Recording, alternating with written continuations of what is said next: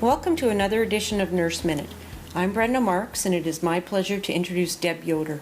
Deb is a respected expert in surgical nursing and operations and is currently the Director of Operations for SMP, Surgical Management Professionals, with 25 surgical facilities across the U.S. and Canada.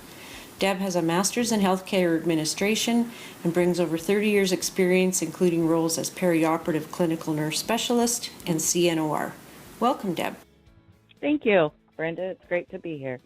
What would you say has been the biggest change you've seen over the past few years with respect to infection prevention in ambulatory surgery centers?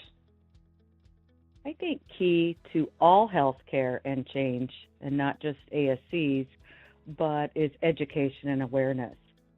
For years, hospitals were on the front line of this process, and most recently, ASCs have become keenly aware of infection control and practice needs. The education factor, many of the ASCs that we work with now understand the importance of their nurses becoming members of APIC, the infection control organization, and having certified nurses in their facilities. A recent news release from the Joint Commission indicated that the most frequent citation for noncompliance was a failure to reduce the risk of infections associated with medical equipment, devices, and supplies. What types of equipment would you say are most involved in these kinds of citations? I think the medical equipment, as well as the instruments that have very specific decontamination, cleaning, and sterilization parameters. A scope is not always just a scope. Different manufacturers have different parameters, and it's very important for your central sterilizing staff to have that documentation in-house. Make sure the nursing staff in the OR, the scrub techs, and all those people that are working in your central sterilization area understand those different parameters. And key is just to educate. We have many more complex pieces of medical equipment and instruments, cannulated instruments that may have 10 years ago or even 15 not been in a surgery center setting. And unfortunately, there's no standardization of sterilization parameters from one company to another. So I think that's very, very important. And I've seen many surveyors, Joint Commission, AAA, and CMS, ask to see your binder of all of the, your list of every piece of equipment and instrument you have in-house and all of the cleaning guidelines for those. I think there's also education in our surveyors too. And what about damage? What types of equipment would you say are most commonly damaged in the OR? Well, we always joke, and I'm a nurse, so I can say this, that you have to nurse-proof everything. Equipment that's moved frequently, you know, it's hard when you're in a hurry. Typically, the surgeons wanted everything 10 minutes ago. And so things that you have to move around and you're bumping into things. I think also the complexity of the equipment and instruments. So it's very important to make sure they're all in working order. They get sterilized apart, and the people that are scrubbing the cases need to understand how to put them together, and the delicate nature of these instruments really make it tough. I also think that there are times that we've used in the past multi-use items. Many, many years ago when I was a new nurse, we would have never even thought anything about taking a glucometer from one patient room to another. And now all of those glucometers are health grades. They have to be labeled as a multi-patient use item, that you have to have documented cleaning and calibration.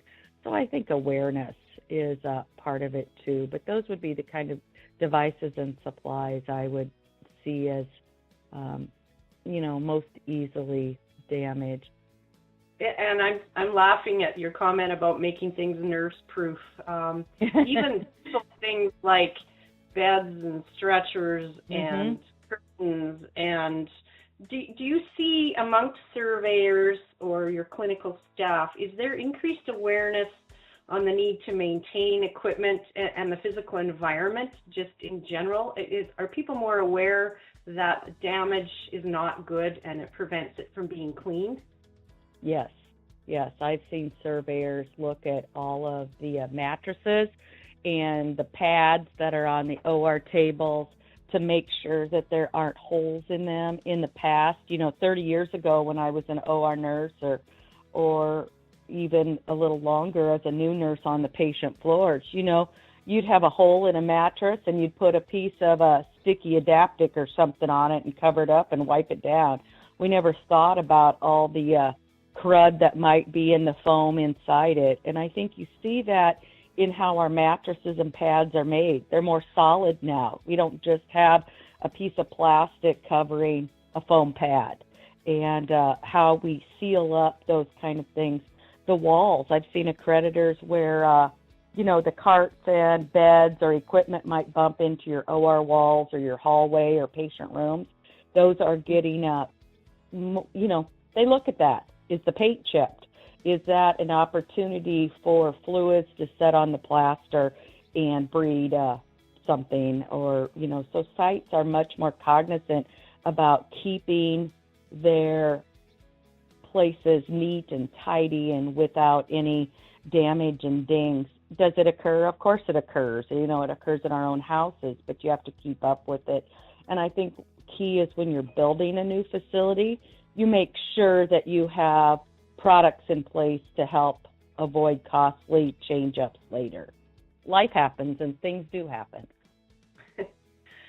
Well, you've talked a lot about changes that have occurred and lots going on in ASCs, but I guess, is there anything else that's sort of the latest buzz in ASC world?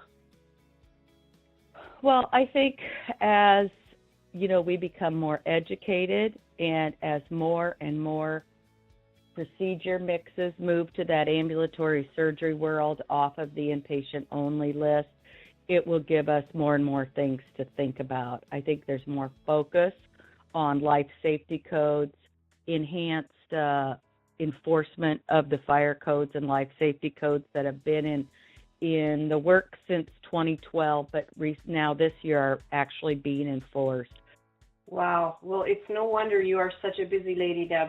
But I guess that's it for time for today, but I want to thank you so very much for joining us.